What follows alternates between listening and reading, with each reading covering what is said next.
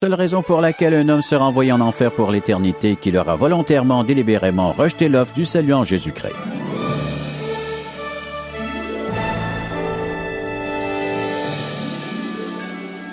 Y a-t-il une autre vie après la mort?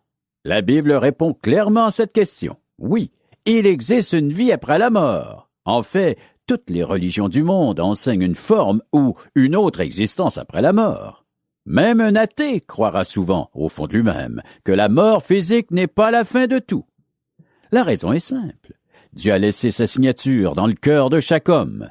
Il faut beaucoup d'endurcissement pour nier son statut de créature de Dieu, et même l'existence de Dieu lui-même. Mais cet état d'aveuglement spirituel, très fréquent aujourd'hui, avait été annoncé dans Romains chapitre 1, versets 18 à 20. La colère de Dieu se révèle du ciel contre toute impiété et toute injustice des hommes qui retiennent injustement la vérité captive, car ce qu'on peut connaître de Dieu est manifeste pour eux, Dieu le leur ayant fait connaître. En effet, les perfections invisibles de Dieu, sa puissance éternelle et sa divinité se voient comme à l'œil nu depuis la création du monde, quand on les considère dans ses ouvrages. Ils sont donc inexcusables. L'idée de l'existence de Dieu nous conduit à croire qu'il y a autre chose après la vie présente. La plupart des gens sont d'accord là-dessus.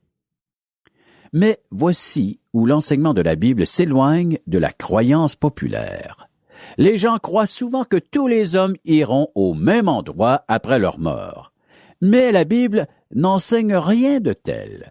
Au contraire, la parole de Dieu décrit deux endroits, le ciel et l'enfer. Tous les hommes devront passer leur éternité dans un de ces deux endroits. Certains hommes passeront leur éternité au ciel en présence de Dieu, et les autres passeront leur éternité en enfer en l'absence de Dieu. Ces derniers seront bannis de la présence de Dieu à jamais. Ils seront envoyés dans ce qui est décrit dans la Bible comme un étang de feu. Dans le livre de l'Apocalypse, au chapitre 20, l'apôtre Jean reçoit une vision du Seigneur. Il décrit l'endroit où, au jour du jugement final, ceux qui ont rejeté l'offre de rédemption en Jésus-Christ devront comparaître. Il s'agit du tribunal du grand trône blanc, où tous les impies recevront leur sentence éternelle. Jean décrit ce qu'il a vu. Dans Apocalypse, chapitre 20, versets 11 à 15.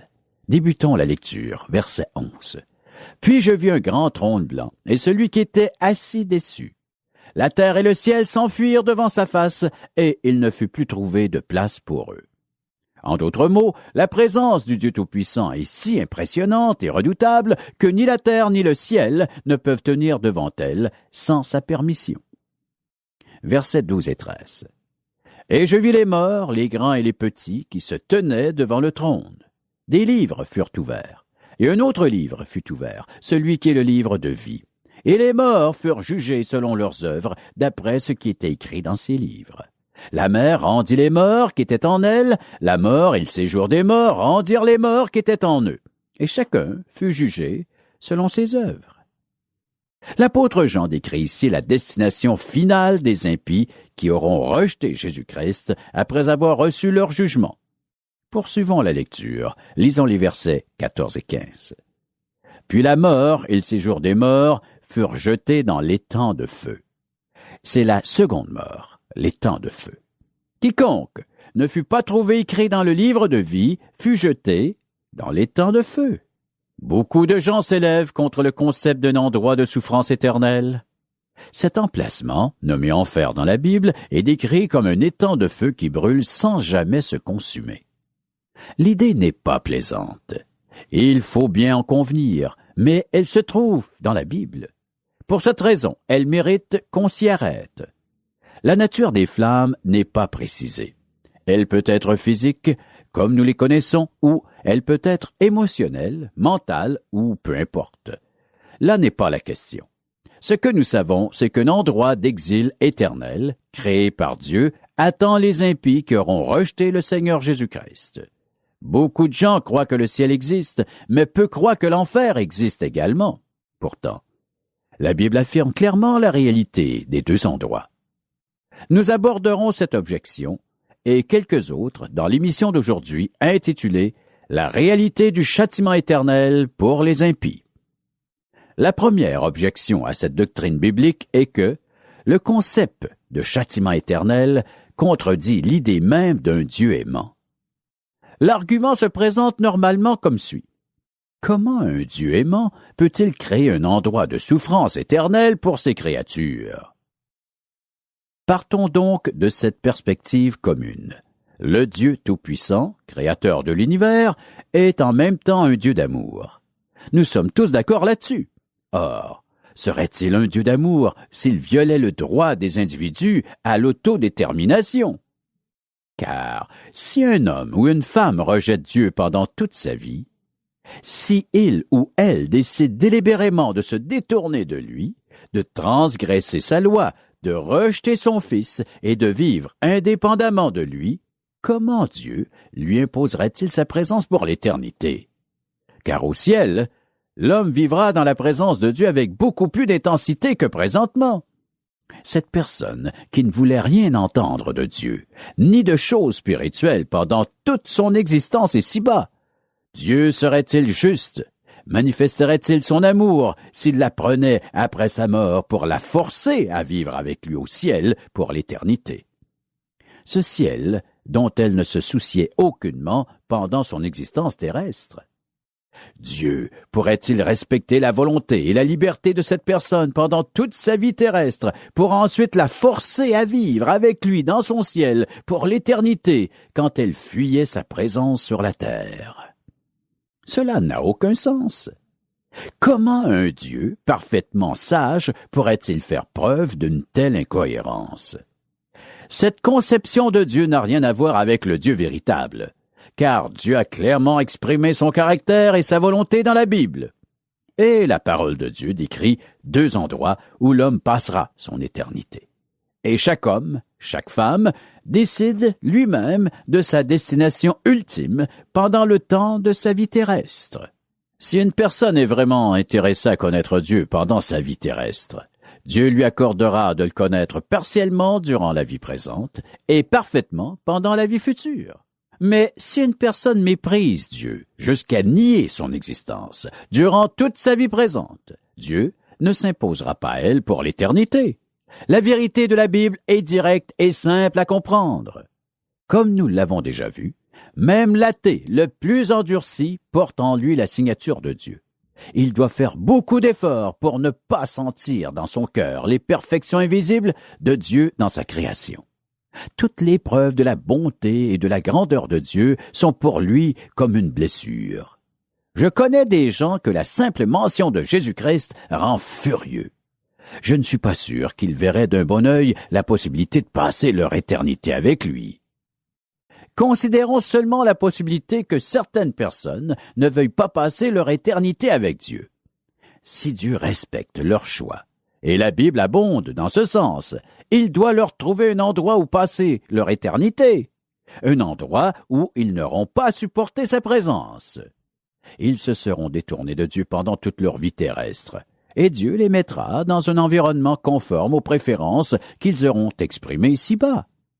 Un endroit décrit dans la Bible comme un étang de feu est nommé enfer.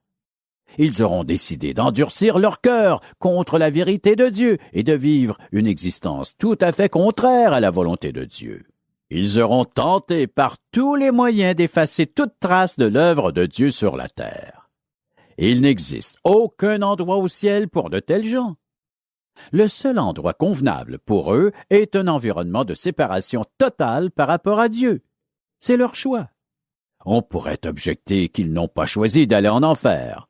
Je ne peux pas parler pour eux, mais je sais une chose. Ils ont décidé de vivre en totale opposition à la volonté de Dieu.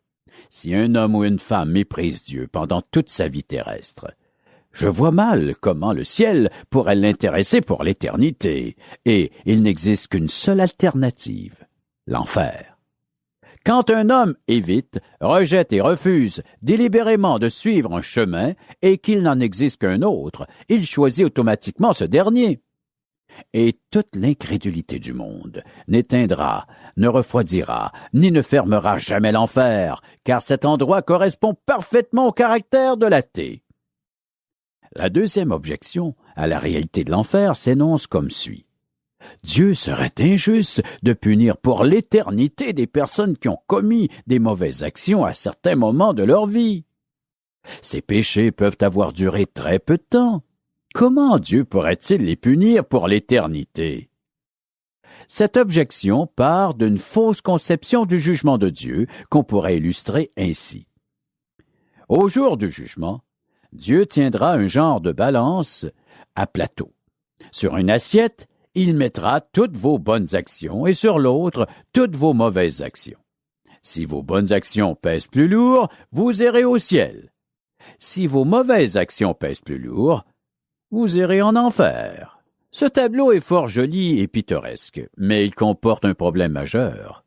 Il ne correspond en rien au Dieu réel et véritable, tel qu'il se décrit lui-même dans la Bible. Ce n'est pas la somme de vos actions, bonnes et mauvaises, qui déterminera votre destination éternelle. Ce n'est pas là le critère de décision de Dieu.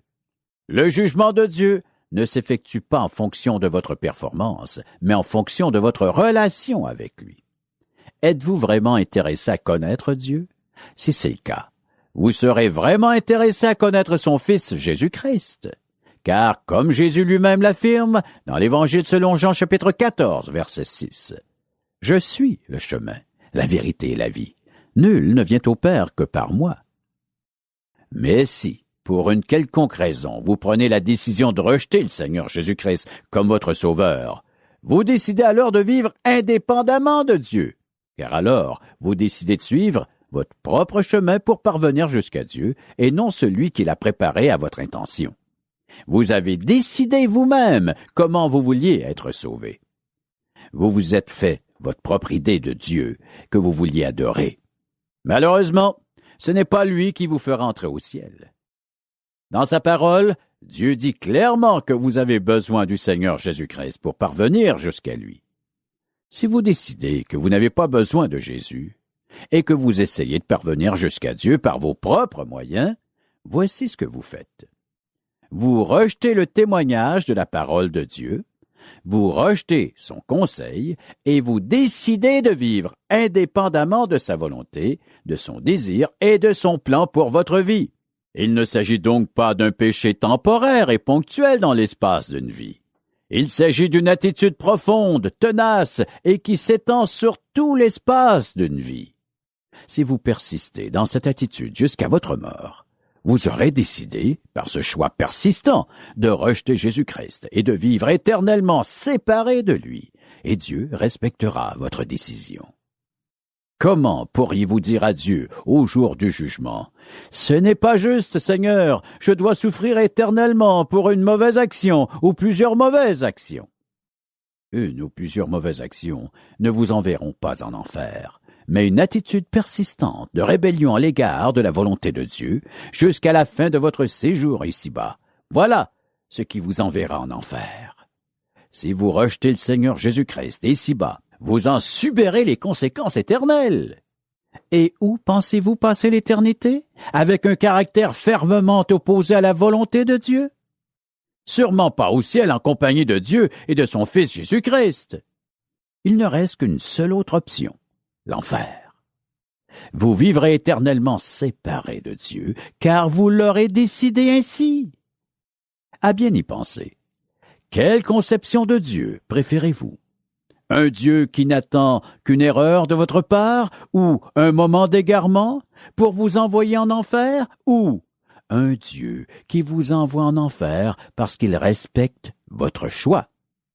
Dieu, dans sa patience et son amour, a tout fait pour vous préserver de l'étang de feu, jusqu'à envoyer son Fils Jésus-Christ mourir sur la croix à votre place afin de payer la dette de votre péché. On pourrait formuler la troisième objection de la manière suivante. Comment une personne pourrait-elle être heureuse au ciel en sachant que ses proches souffrent en enfer? Cette objection part d'une hypothèse invérifiable.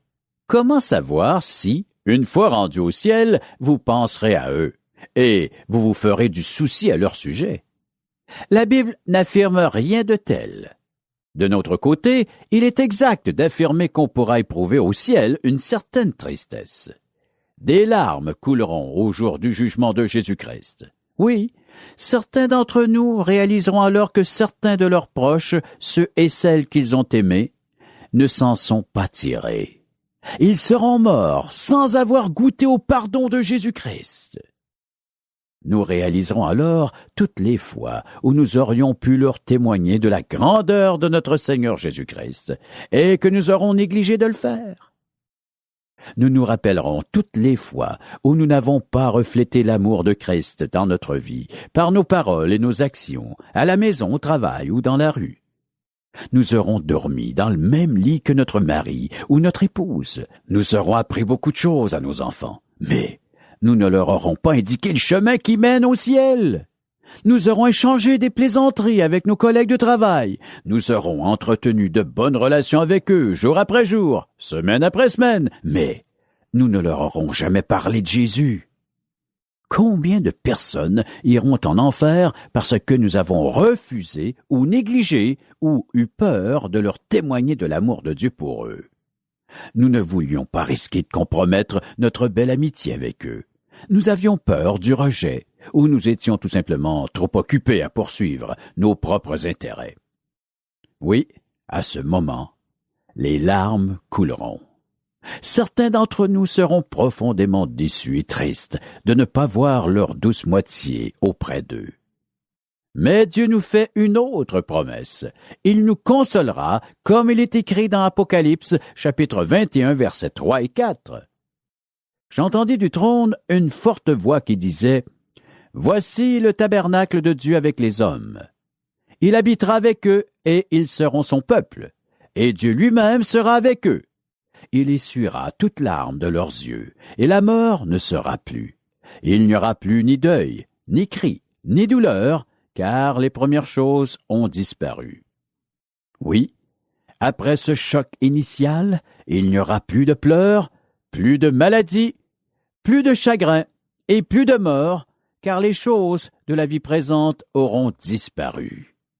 Dieu nous enverra dans son ciel et nous y passerons l'éternité à aimer, à adorer, à servir et jouir de la présence de notre grand Dieu. L'objection selon laquelle il ne peut pas exister un endroit de séparation éternelle de Dieu et de souffrance, où les damnés brûleront en enfer alors que nous serons dans la joie au ciel, n'est pas recevable. Comment pourrons-nous être dans la joie? Parce que nous serons auprès de Dieu. Nous ne verrons pas les choses sous le même angle au ciel. Sur terre, nous sommes influencés par les liens de l'affection naturelle et émotionnelle, mais au ciel, c'est spirituellement que nous considérons toutes choses. Nous avons commencé de le faire dans la vie présente, mais à cause de la présence du péché, nous le faisons seulement partiellement et imparfaitement. Ce ne sera plus le cas au ciel. Donc, après avoir pris la décision cruciale d'accueillir Jésus-Christ dans notre vie, et après l'avoir servi de notre mieux, nous recevrons notre récompense de gloire. Nous pourrons concentrer notre attention sur notre Sauveur et Seigneur pour l'éternité, en nous réjouissant en compagnie de nos proches qui auront été également sauvés. Toute l'assemblée des saints qui auront mis leur confiance dans le Seigneur Jésus-Christ à travers les siècles adorera le Dieu Tout-Puissant. Ce troisième argument n'est donc pas valable. Nous serons dans la joie au ciel. Considérons maintenant la quatrième objection. Comment un Dieu aimant a-t-il pu créer l'humanité en sachant que tant d'hommes et tant de femmes allaient passer l'éternité séparés de lui? On peut répondre à cette question par une autre question. Dieu peut-il être blâmé pour cela? Si vous le pensez, regardons cela d'un peu plus près. Premièrement, Dieu a créé l'homme et ensuite il l'a placé dans un environnement parfait, le Jardin d'Éden. Dans cet endroit, Dieu avait répondu à tous les besoins de l'homme. Toutes les choses autour de lui étaient bonnes. En fait, après chaque étape de sa création, Dieu prenait une pause pour évaluer moralement son œuvre.